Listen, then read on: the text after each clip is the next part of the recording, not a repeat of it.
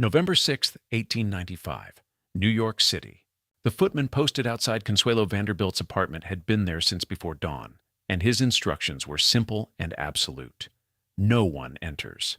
She had spent the morning of her wedding day alone in a way that people of her wealth and position were almost never alone, which is to say not peacefully, but under guard.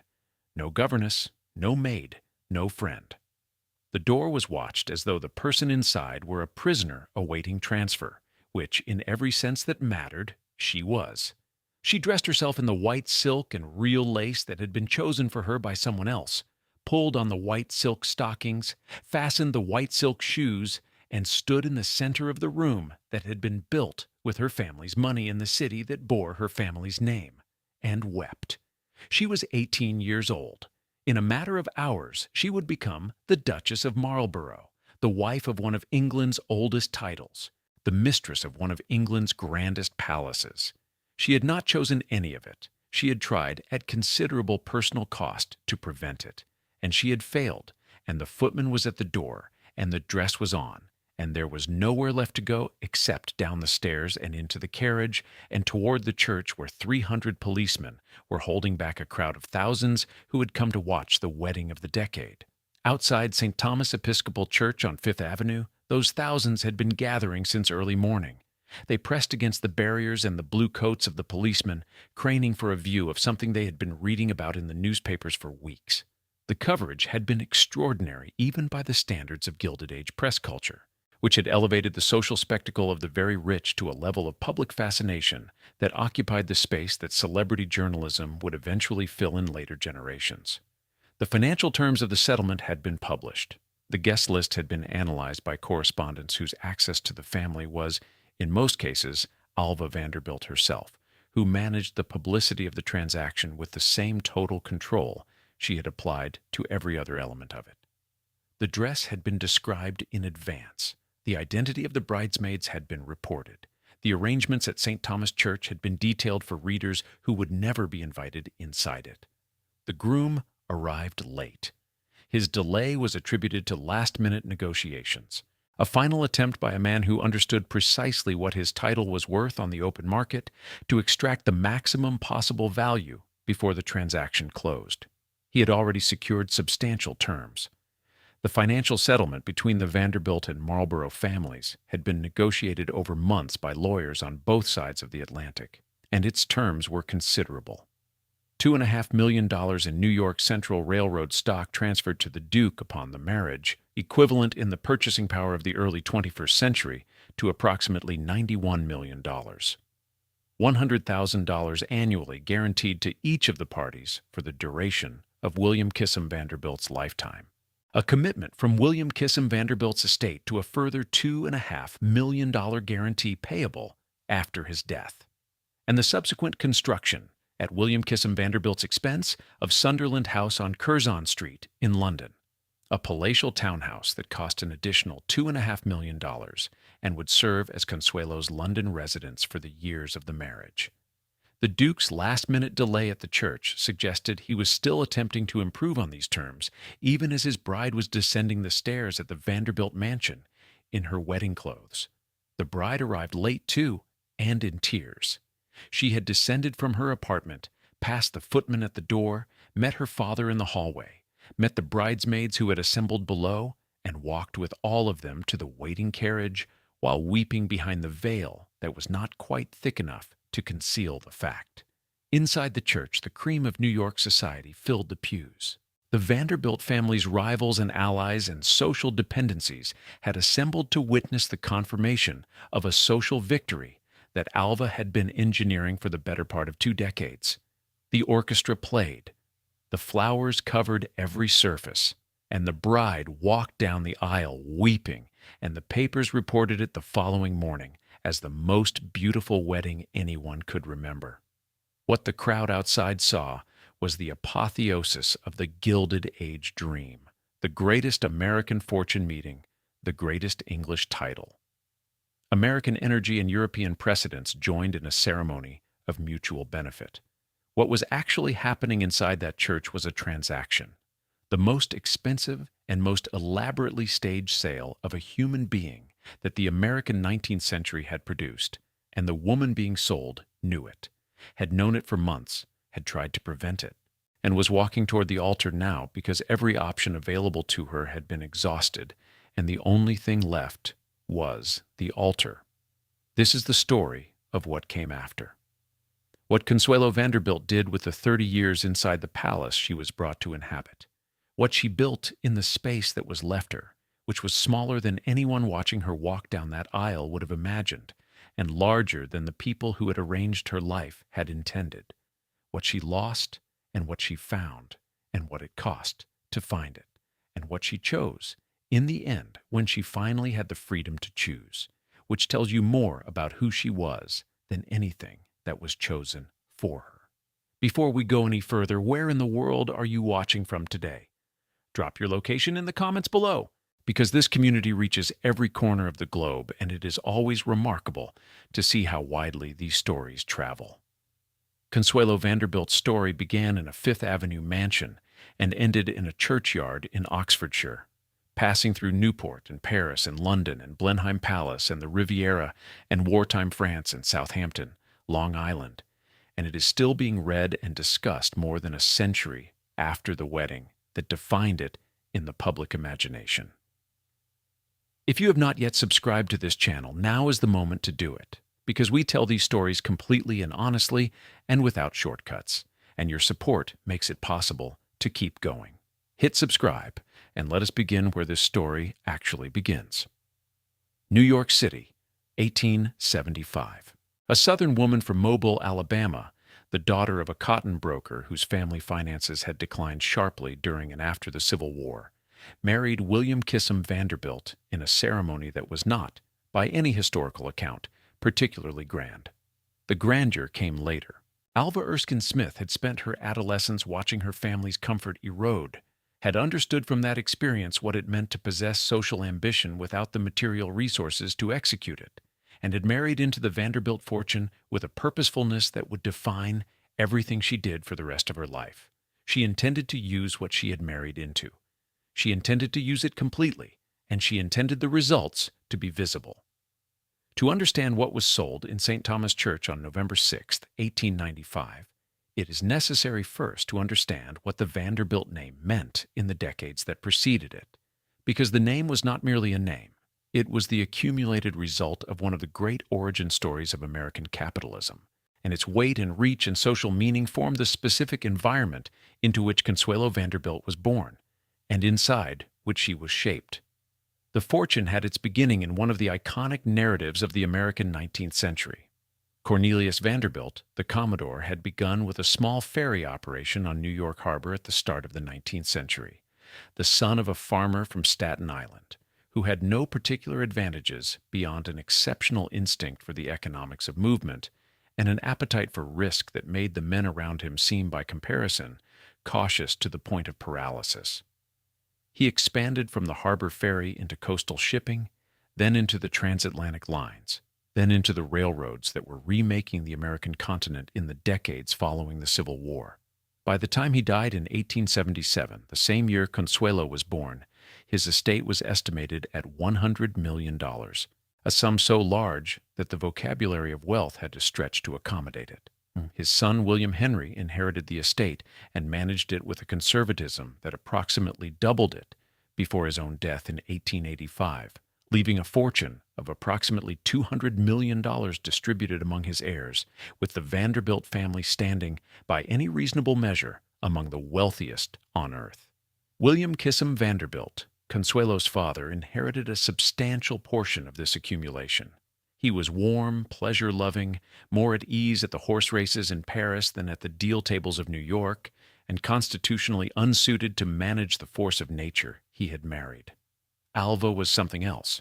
She had married into wealth, and she intended to translate it into power, and the specific power she intended to acquire was social power, the kind that New York's old money establishment had been withholding from the new Vanderbilt millions since Cornelius had first accumulated them. The gatekeepers of old New York were organized around Caroline Astor, the Mrs. Astor, whose ballroom could accommodate 400 guests and whose invitation list had become, by social convention, the definition of who belonged in the highest stratum of American society. The Vanderbilts, despite their fortune, were not automatically included. They were new money, and the distinction mattered, and Alva intended to end it. The instrument she chose was the Masquerade Ball of March 26, 1883, staged to inaugurate the Petit Chateau, the French Renaissance palace she had designed with architect Richard Morris Hunt to occupy an entire city block on Fifth Avenue. The ball cost a reported $3 million and invited 1,000 guests, and the mechanism by which it dismantled the Astor barrier was elegant in its precision. Alva simply did not invite Mrs. Astor. Mrs. Astor, whose own social position depended on her role as the arbiter of invitations, could not afford to miss the event of the social season without signaling that the Vanderbilt party was beneath her consideration, which would have required a confidence in her own position that the size of the Vanderbilt fortune made impossible to maintain. She was obliged, therefore, to pay a social call on Alva before the invitations were distributed, an act of acknowledgement that overrode every previous convention and placed the Vanderbilts definitively in the social position Alva had been fighting toward since her wedding day.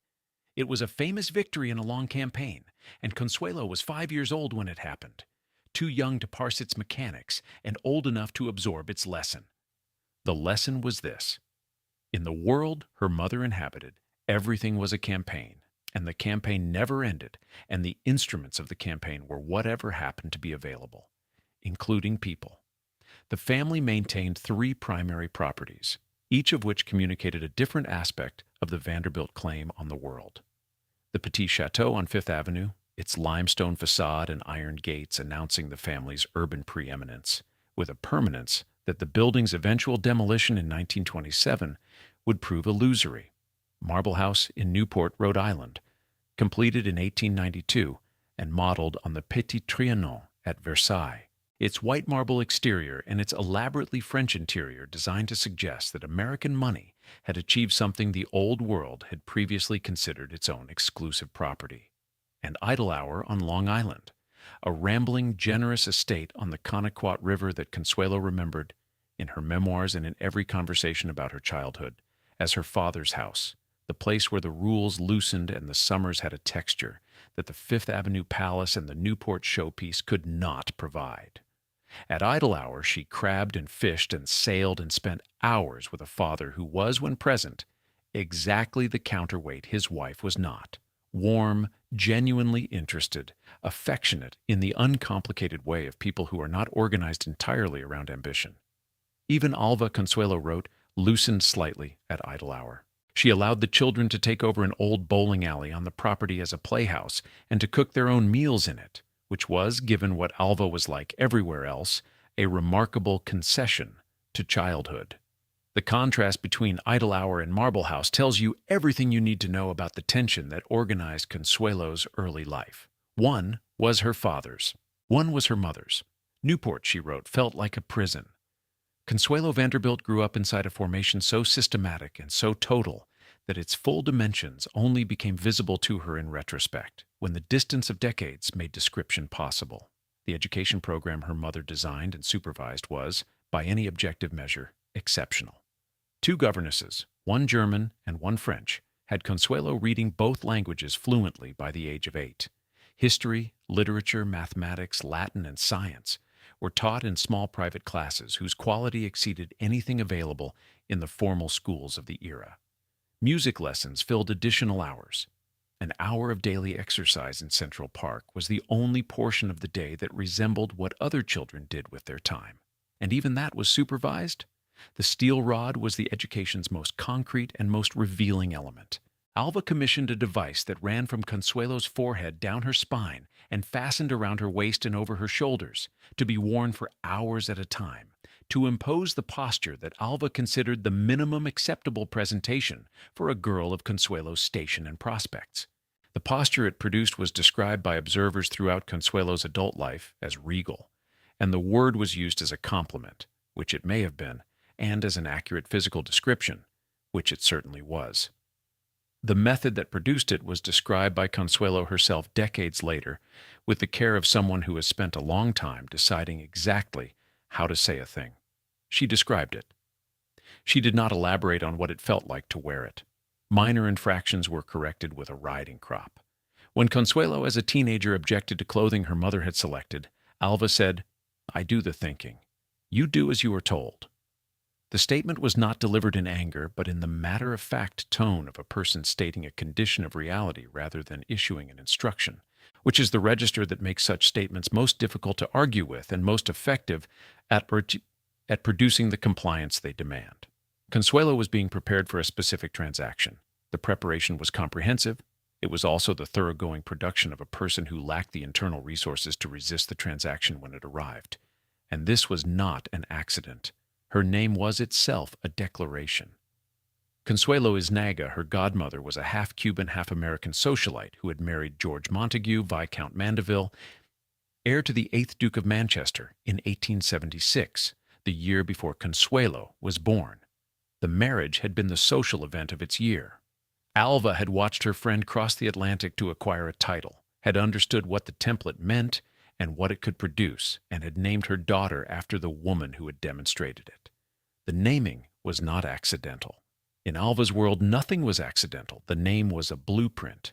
Biographer James Brough described the child Consuelo as precocious and introverted, in the habit of searching her soul for faults and judging herself inadequate. This disposition, formed in early childhood under the continuous pressure of a standard she had no power to set, was the predictable result of an environment designed to measure her against external requirements whose adequacy she could never fully achieve because the requirements kept shifting. She was beautiful enough, but was her posture correct? Her French was fluent, but was her Latin sufficient? She was obedient, but had she been obedient enough? The formation did not build confidence. It built a specific kind of self-surveillance that was, in Alva's design, the ideal psychological preparation for a woman who would spend her life performing a role under the scrutiny of a world that had paid a great deal for the performance. By the time Consuelo was 17, she had been educated in 5 languages, had traveled across Europe on tours that combined cultural exposure with the evaluation of potential matches, had been posturally corrected, and riding crop disciplined, and dressed and assessed and prepared with a thoroughness that left very little of her inner life unaddressed by someone else's agenda. She had also developed, alongside everything the formation had imposed on her, a genuine intelligence and a genuine capacity for engagement with the world that the formation had not intended and could not entirely suppress. She was more than what had been made of her, but she did not yet know it, and even if she had been given no language for the claim. In the spring of 1894, at the ball hosted by the Duc de Gramont in Paris to mark Consuelo's formal introduction to European society, a 26-year-old Frenchman named Jacques Balsan saw her across the room and, by his own account, did not recover from the seeing. He was the son of a textile manufacturing family from Châteauroux, already in the early stages of what would become a distinguished career in aviation. He had set world records in balloon endurance, would eventually earn one of the first pilot licenses issued in France, and would conduct aviation experiments alongside the Wright brothers in Biarritz. He was accomplished and warm and genuinely confident in the way of people who have been allowed to develop at their own pace, and he saw Consuelo Vanderbilt at 17 and understood something that would require 27 years to act upon. Consuelo did not notice Jacques Balsan that evening in any way that left a trace in her account of the period, because she was already experiencing something far more immediate and far more consuming. She had fallen in love with Winthrop Rutherford. Rutherford was 15 years older, a New York socialite of genuine old family standing, the kind of man whose position in the social world Consuelo had grown up in was not dependent on his wealth or his ambitions or anyone else's assessment of his prospects. He was handsome and warm and genuinely interested in the person in front of him, which was a quality so rare in Consuelo's experience of men that its presence was almost disorienting. He proposed to her. She accepted. She was 18 years old, and she had made the only independent decision her life had so far permitted her, and she was, for the weeks of the secret engagement, as happy as she had ever been. She told her mother. What followed has been documented in Consuelo's memoirs, in the biographical accounts, in the subsequent testimony given before a Vatican tribunal in 1926, and in the accounts of people who witnessed portions of it from close proximity. The documentation is consistent across all these sources, which gives it a weight that the individual accounts taken in isolation might not carry. Alva intercepted Consuelo's letters to Rutherford and destroyed them. She forbade Rutherford from entering any Vanderbilt property. She took Consuelo to Europe, and when Rutherford followed, she told Consuelo that she had been informed he was a man with hereditary madness in his family, a claim she had fabricated. She told Consuelo that Rutherford could not have children, another fabrication. She locked Consuelo in her room. She threatened, according to Consuelo's account, to have Rutherford murdered. When none of these strategies succeeded and Consuelo remained committed to her engagement, Alva told her daughter that the emotional and physical strain of her stubbornness was destroying her health, and she took to her bed in what appeared to be a serious and deteriorating condition. Consuelo capitulated. She had been raised, from before she could form the concept, to capitulate to this woman. The capacity for sustained resistance against Alva's will had never been developed in her because it had never been permitted to develop. Every tool that her formation had given her for managing the relationship with her mother was a tool for compliance, and when compliance was the only available response, she complied. She broke the engagement. She told Rutherford it was over. She did this while believing on some level that the documentation does not fully illuminate, but that her subsequent autobiography makes legible, that she was not only giving up the man she loved, but the only version of herself she had ever genuinely wanted to be. Alva recovered with a speed that was remarkable, given the apparent severity of her decline. The Duke was invited to Marble House. He proposed to Consuelo in the Gothic room, which Consuelo described in her memoirs as looking precisely like what it was, a prison dressed in stone and shadows. She accepted. Her fate, as she wrote, was sealed. Rutherford, in the years following Consuelo's marriage to the Duke, married the daughter of former Vice President Levi Morton. After that wife's death, he married Lucy Mercer, the woman who became famous as Franklin Roosevelt's most intimate companion. He lived until 1944, decades into the life that the locked room and the fabricated illnesses had redirected. The night before the wedding, Consuelo wrote later, she spent alone. The morning of the wedding, she dressed alone. The footman was at the door. The dress was white silk. The lace was real. The weeping was real too. The financial settlement of the Vanderbilt Marlborough transaction was substantial by any standard of measurement, and the historical record preserved its terms with the precision that both families' lawyers had brought to the negotiating table. $2.5 million in New York Central Railroad stock to the Duke at the time of the marriage, representing in contemporary purchasing power approximately $91 million. $100,000 annually guaranteed to each party during William Kissam Vanderbilt's lifetime, a sum designed to ensure that the Duke's restoration ambitions for Blenheim Palace would not run short of capital. The commitment to construct Sunderland House in London at an additional $2.5 million cost, providing Consuelo with the London residence that a duchess of her rank was expected to maintain during the social season, and William Kissam Vanderbilt's commitment to guarantee a further $2.5 million from his estate after his death, ensuring that the Marlborough finances would remain insulated from whatever market conditions might prevail in future decades. The total flow of Vanderbilt capital into the Marlborough estate over the years of the marriage would approach $20 million. This figure does not include what cannot be assigned, a dollar amount. The Duke, for his part, had given up a woman he reportedly loved in England to accept the settlement, a detail that was noted at the time and that the historical record preserves without resolving. He arrived late to St. Thomas Church on the morning of November 6th. His final negotiations apparently concluded in time for the ceremony to proceed. 300 policemen held back the crowds on Fifth Avenue. Inside, the cream of New York society witnessed what its most prominent newspapers would describe the following morning as the social event of the decade. The bride stood at the altar, weeping. The groom collected his railroad stock. On the honeymoon, traveling through Europe before the establishment of the ducal household at Blenheim, the Duke explained the terms of the arrangement to the person who had paid most dearly for it. He had married her, he said, only because he felt obliged to save Blenheim Palace. He despised everything that was not British. These statements were delivered in the matter-of-fact tone of a man clarifying an understanding that he believed his interlocutor may have been confused about, and their effect on Consuelo was what might be expected from an 18-year-old woman who had been locked in rooms and had her letters burned and had been told fabricated stories about hereditary madness, learning that the man she had been delivered to had understood the delivery from the beginning as exactly that. In Paris, during the honeymoon, the Duke took Consuelo to the Atelier of Worth and dressed her in the clothes he considered appropriate for the Duchess of Marlborough. He used the Vanderbilt railroad stock to replenish the Marlborough jewel collection, acquiring among other pieces strands of pearls that had belonged to Catherine the Great of Russia and to the Empress Eugenie of France. The pearls were placed around the neck that the steel rod had straightened for precisely this purpose. Then he brought her to England. Consuelo was one of 9 American heiresses to make a match with a British aristocrat in 1895 alone. The phenomenon had been occurring with such frequency since the 1870s that it had acquired a name, dollars for dukes, and the New York Times had begun periodically publishing tables of the financial terms, treating them with the matter-of-fact precision usually reserved for commodity prices.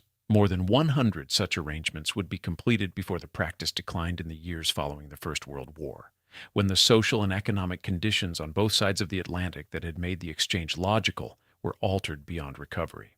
Consuelo's was the most celebrated because she was the wealthiest, the most beautiful, and the most publicly documented.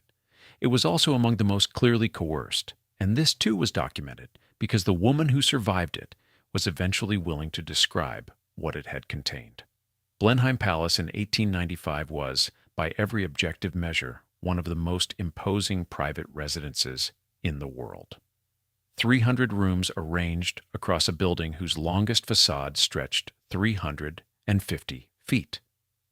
2,100 acres of grounds designed in the English landscape tradition by Lancelot Capability Brown in the 18th century, encompassing lakes and formal gardens and kitchen gardens and woodland that stretched to the estate boundaries in 3 directions.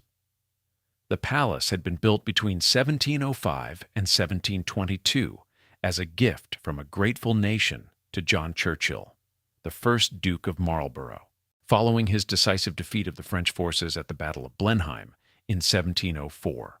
It was the largest non-royal country house in England. It was also in 1895 in a state of considerable disrepair, its roof in need of restoration, its contents depleted by predecessors who had sold furniture and paintings and objects to meet the operating costs that its agricultural income could no longer generate. The Vanderbilt railroad stock was what would save it. Consuelo was what had delivered the railroad stock. It was also extraordinarily cold. There was no central heating in the conventional sense. The hot water supply was unreliable in ways that the American houses Consuelo had grown up in, which had been equipped with the most modern plumbing and heating systems that Vanderbilt money could install, had never been. The stone walls were 3 feet thick and had been built for permanence rather than comfort, and they retained the English winter cold long into spring and shed the summer warmth well before autumn arrived. Consuelo looked out her window and saw a pond. A former butler of the household had drowned himself in it. As one gloomy day succeeded another, she wrote in her memoirs, I began to feel a deep sympathy for him. The Marlborough family clarified her function in the household at the earliest opportunity. The Dowager Duchess Frances, meeting Consuelo formally for the first time, said, Your first duty is to have a child, and it must be a son, because it would be intolerable to have that little upstart, Winston, become the Duke. Winston Churchill was at that moment the Duke's first cousin, and, since the 9th Duke had not yet produced a male heir, first in the line of succession. The remark required no interpretation.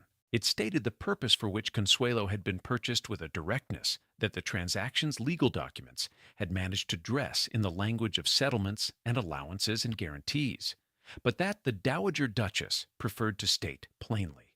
She was there to produce an heir. She was there to fund the restoration. Everything else was secondary. She produced the required heirs with the efficiency that the circumstances demanded. John Albert William Spencer Churchill, later the 10th Duke of Marlborough, was born in 1897. Lord Ivor Charles Spencer Churchill followed in 1898. The succession was secured. Winston Churchill's theoretical path to the dukedom was closed, and the Dowager Duchess's most urgent concern was resolved. The marriage had fulfilled its primary stated purposes. What remained was the 30 years of life that had to be lived inside it. The Duke had his world and his obsessions, and they did not include his wife. He was consumed by the restoration of Blenheim, which the Vanderbilt money made possible, and which he pursued with a single-mindedness that was, in its own way, genuine. He repaired the roof. He restored the formal gardens. He refurnished rooms that had been stripped by his predecessors. He used the railroad stock and the annual allowances and all the accumulated Vanderbilt capital to return the palace to a version of what it had been at its 18th century height, and the result, over the years of his tenure, was a genuine achievement of architectural conservation. His clubs, his hunting, his sports, the dense social world of Edwardian England's male aristocracy, occupied the remainder of his attention. There was very little left. The dinner table had a silver apron placed at its center, a tall and elaborate piece of decorative silverware that Consuelo had positioned there to block her view of her husband's face during the long formal dinners that were the social ritual of the Blenheim household. She called it in French her cache-marie, her husband hider. It remained at the center of the table for years, a domestic artifact that communicated the interior reality of the marriage more precisely than any formal account could manage. It is still at Blenheim Palace. Visitors can see it. There is a particular kind of intelligence that expresses itself most fully in the presence of constraint, that requires the shape of what confines it to become visible before it can define its own contours. Consuelo Vanderbilt had been educated for a role. What she did with the role, once she was inside it, went considerably further than anyone who had designed the role had anticipated or intended. She began on the Blenheim estate itself. The poor tenants who worked the Marlborough land had customary access to the duchess for petitions and requests, a feudal obligation that most occupants of her position treated as a ceremonial formality, to be discharged with minimal actual engagement. Consuelo treated it as a genuine responsibility and a genuine education. She visited the tenants in their homes. She listened to what they told her about the conditions under which they lived. She provided material assistance from her own resources in ways that went beyond what the position formally required. She became genuinely interested in the specific problems they described, and that interest expanded outward into the wider reform movements of the Edwardian period with a consistency and a seriousness that distinguished it from the performative charity that the aristocracy occasionally engaged in as a social accessory. She worked on sanitation standards affecting food supplies, the quality of milk and water in rural communities, drainage and ventilation in agricultural housing, the educational provision for children in rural areas, and the conditions of women and children in industrial labor. She became involved with the women's suffrage movement at a moment when that position was considered genuinely radical for a woman of her class and her specific institutional position, which is to say that it was considerably more costly for her to hold than it would have been for someone whose social standing was less dependent on the approval of the establishment she was advocating against. She became a regular visitor to the Strangers' Gallery in the Palace of Westminster, going not to be seen but to understand, to follow the debates and the legislation and the political processes that governed the country she had been brought to represent a corner of. She read the parliamentary reports. She became, in the course of the Blenheim years, a woman with a genuine political education and a genuine political position, neither of which had been in the original description of the Duchess of Marlborough role. John Singer Sargent painted the Marlborough family in 1905, a formal group portrait that recorded the household at a specific peak of its public presentation. The Duke in his robes, Consuelo in white, the Catherine the Great, pearls at her neck, two small boys at her knee. The painting is among the most studied images of the Edwardian aristocracy, partly for its technical mastery and partly for what it contains within the formal composition. A woman of evident beauty and evident intelligence posed at the center of a dynasty that had purchased her and was now commissioning her portrait for posterity. The painting hangs at Blenheim. Sargent did not paint the upbringing. Winston Churchill was a frequent presence at Blenheim during this period, and the friendship that developed between him and Consuelo was among the most significant of her life. He was still a young man at the start of the career that would eventually make him the most significant figure of the 20th century. And in those earlier years, before the achievement had materialized to match the ambition, Consuelo found in him a kinship that had nothing to do with family connection and everything to do with character. He was American on his mother's side, the son of Jenny Jerome, and she recognized in his energy and his enthusiasm and his impatience with the formality that Blenheim's atmosphere imposed on everyone within it the qualities that her formation had suppressed in her, and that she was, in the years of the Edwardian decade, beginning to recover. She described him as the life and soul of every gathering.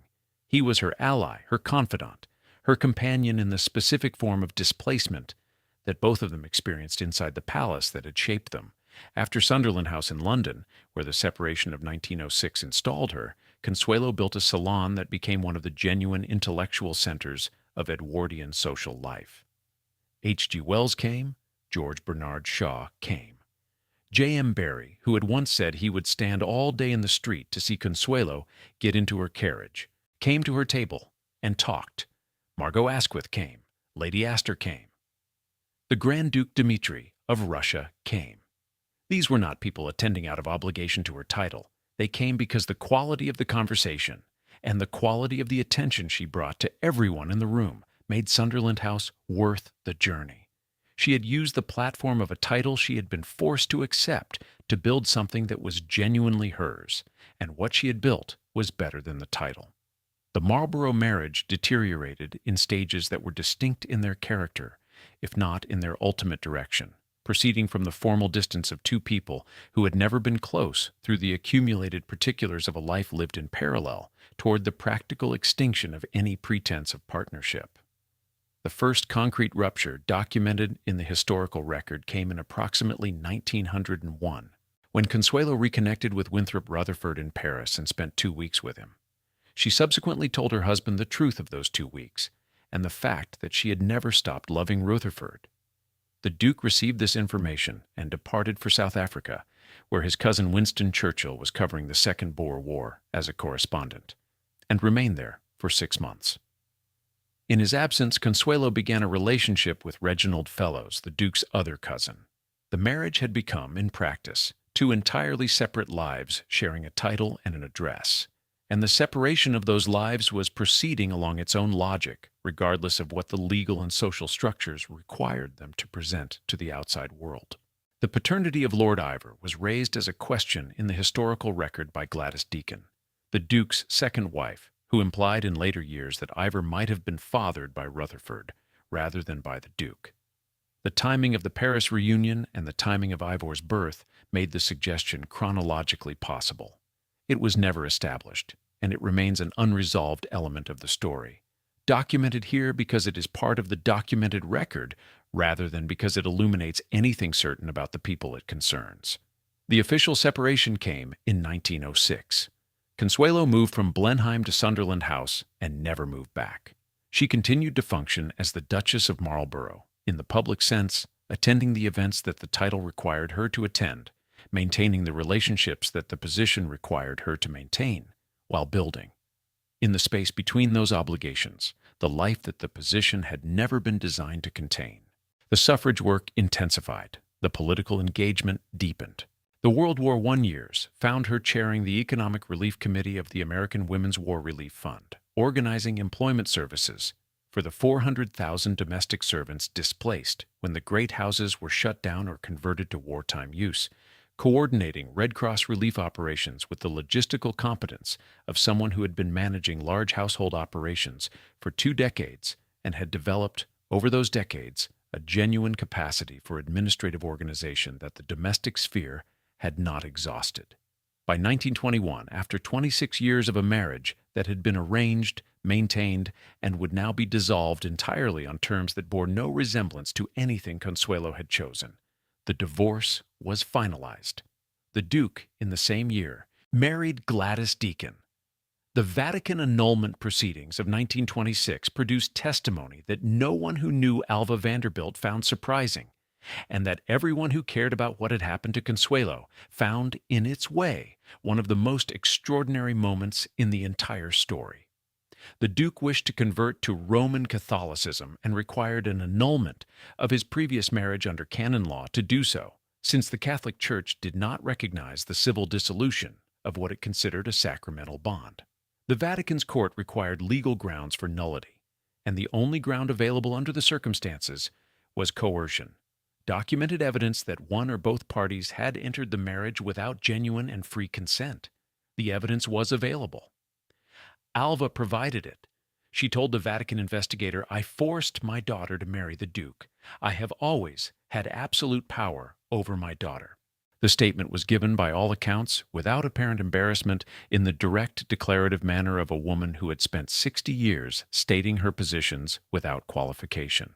It was the most precise acknowledgement in the historical record of what the Vanderbilt-Marlborough marriage had been, delivered by the person who had constructed it, before a court of the Church, under conditions that gave the statement a formal and permanent weight.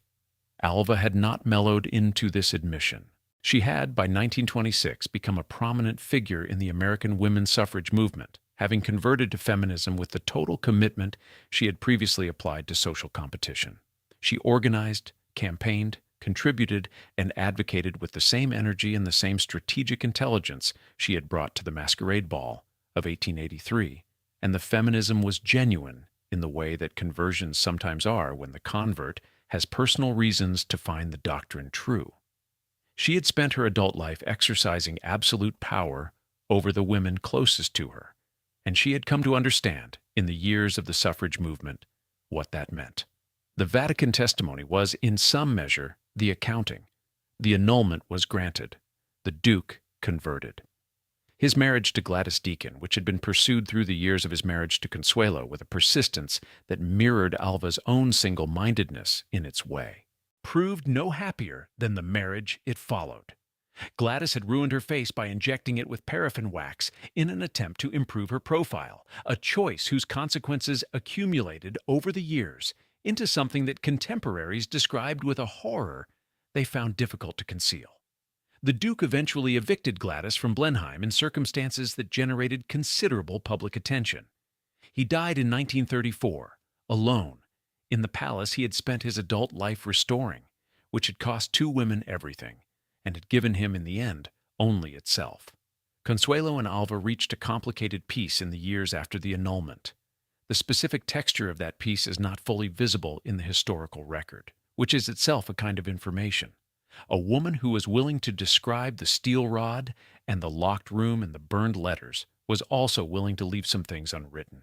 What is visible is the Casa Alva house that Consuelo built in Manalapan, Florida, in 1932. 26,000 square feet of Mediterranean revival architecture designed by Maurice Fatio, built just south of Palm Beach and named for her mother. The naming was not ironic in any simple sense. It was the kind of naming that requires a very long time and a very complicated relationship to become possible, the kind that contains within it both the wound and the healing of the wound, in proportions that no one standing outside can accurately assess. Alva died in 1933. Consuelo was present. Jacques Balsan had waited 27 years, and he had spent them building a life of genuine distinction.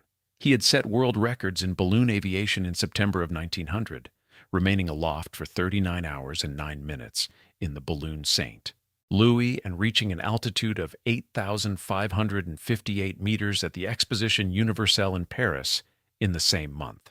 He had earned pilot license number 22 in France in 1909, among the first group of licensed aviators in the world. He had worked with the Wright brothers at Biarritz in 1910, conducting experiments in the early days of powered flight. He had built his own aircraft. He had expanded the family textile business. He had moved through the social world of early 20th century Europe with the ease of a man who was genuinely comfortable in it, and who did not require the world's admiration to feel at home in it, which made him precisely the opposite of the Duke in the quality that mattered most. They married on the 4th of July, 1921, the same summer as the divorce from the Duke was finalized. He was 52, she was 44, the marriage she described in her memoirs as the gold.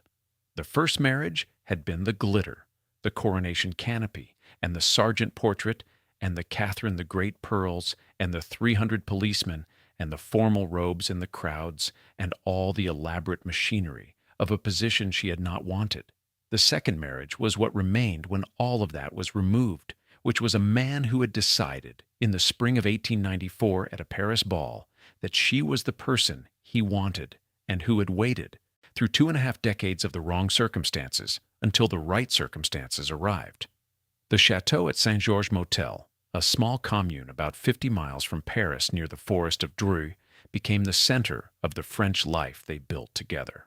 Consuelo described it in the memoirs and in everything written about the period as a genuine home in the way that Blenheim had never been and could never have been, because the quality of a home is not produced by its scale or its history, but by the relationship between the people inside it and the place they have chosen. The guests who came to St. George Motel read like an inventory of the early 20th century's most significant figures. Winston Churchill and Clementine came regularly, often staying for extended visits. Edith Wharton, who knew Consuelo personally and drew on her circle for the fiction she was writing about the world they had inhabited together, came to the table. Charlie Chaplin came. Henry James came. The President of France came. They came because Consuelo had built something at St. George Motel that was worth the journey in the same way that the world had come to Sunderland House for the same reasons 20 years earlier. Because the quality of her intelligence and the quality of her attention to every person in the room made the gathering something more than a social obligation. Churchill was working in the late 1930s and early 1940s on the ideas that would eventually crystallize into the speech that became the defining public statement of the Cold War's opening. The Florida House, Casa Alva in Manalapan, hosted Churchill in 1946 on his way to Fulton, Missouri, where he was to deliver an address at Westminster College. The speech he delivered there on the 5th of March, 1946, was the speech in which he used publicly for the first time the phrase Iron Curtain, the phrase that named the division of Europe that would define the next 4 decades of world history. The available evidence suggests he polished his argument at Casa Alva in the days preceding the delivery. The house named for Alva Vanderbilt, built with the wealth that had been used to purchase the Marlborough title that had introduced Consuelo to Winston Churchill, had become in some small but legible way a location in the history of the 20th century. The September of 1939 found Consuelo and Jacques hosting Winston and Clementine Churchill at St. George Motel when Germany's invasion of Poland confirmed what the previous 6 years of European political deterioration had been predicting. The Balsans remained in France into the following year, with Consuelo working for the Red Cross and Jacques contributing to the Free French Organization in London. As the German advance accelerated and the occupation of France became a reality rather than a contingency, it became clear to those who were managing Consuelo's safety that she was in genuine danger of being taken as a hostage. An American woman of enormous wealth and considerable international visibility, married to a Frenchman whose aviation credentials had given him connections to the French military establishment. The escape was organized with the speed that the circumstances required. They fled through Spain to Portugal, and from Portugal by ship to the United States. Arriving in the country Consuelo had been born in after 4 decades in Europe, and settling at one sudden place in New York and at Southampton on Long Island into the American version of the life they had built in France. It was the second displacement of her life. The first had been the forced relocation from New York to Blenheim, a displacement into a palace she had not chosen. And the second was a forced relocation from France to America, a displacement out of a home she had chosen and loved. The difference between the 2 displacements was not the circumstances, but the company. The second one she made with someone who had chosen her as freely as she had chosen him, and that made it survivable in a way the first had never been. In 1953, Consuelo Vanderbilt Balsan published her account of her own life, and the title she chose for it identified, with the precision that 80 years of experience had produced, the organizing distinction of her existence. The glitter and the gold. The glitter was everything the Marlborough years had been externally, the formal portraits and the royal canopies and the ancestral pearls and the sergeant commission and the 300 policemen on Fifth Avenue and the public ceremony of a position she had not consented to occupy. The gold was Jacques. The chateau and the salon and the genuine freedom of a home that was hers, and the warmth of a man who had not required her to perform anything except herself. A reviewer in the Times called the book an ideal epitaph of the age of elegance. The elegance it described had been real. The cost had also been real. She had written both into the record with a care that neither minimized the elegance nor aestheticized the cost, and the book had found readers who recognized in its careful, restrained prose the effort of a woman trying to say, honestly, what a life had contained. In September of 1956, her son Ivor died in London of a brain tumor, He was 57 years old. Less than 2 months later, on the 4th of November, Jacques Balsan died at 1 Sutton Place in New York, at the age of 88. Two losses within 7 weeks: the child she had produced for a marriage she had not chosen, and the man who had given her the life she had nearly been prevented from having. She continued, "It is the verb that most accurately describes the final 8 years of her life, which contained no particular drama and no particular diminishment, only the gradual settling of a long life into its final shape." She divided her time between New York and Southampton, becoming a familiar figure in both communities. She had once, during a visit to a French chateau, admired a Louis XVI room and its carved wall panels and decorative boiserie, and she had the entire room transported to her Southampton property at Gardenside, where it was installed and remained for the rest of her life. The gesture was characteristic. A woman who had been displaced from Europe by a war and who had rebuilt her life in America without the French landscape that had housed it, finding a way to bring a piece of the European world she loved into the American world where she had ended. Because the capacity to arrange one's environment according to one's own preferences was the freedom she had spent the greatest portion of her life trying to acquire. And she had acquired it, and she used it. She died on the 6th of December, 1964, in Southampton, at the age of 87. Of the enormous Vanderbilt fortune that had purchased the Duke of Marlborough and financed the restoration of Blenheim and built the London townhouse and provided the annual allowances for 30 years, approximately $1 million in personal assets remained. The trust income that had sustained her in her final years would devolve to her son John and to Ivor's son Robert. Her granddaughter, Lady Sarah Russell, inherited the bulk of the personal estate, including the Southampton property and the Louis XVI room that she had transported from France. By her own instruction, Consuelo was buried not in the Vanderbilt mausoleum in Staten Island, where the family's dead were customarily interred, not in France, where she had been happiest, not in London, where she had built the Salon and campaigned for the suffrage and sat in the strangers' gallery, learning the country she had been brought to manage.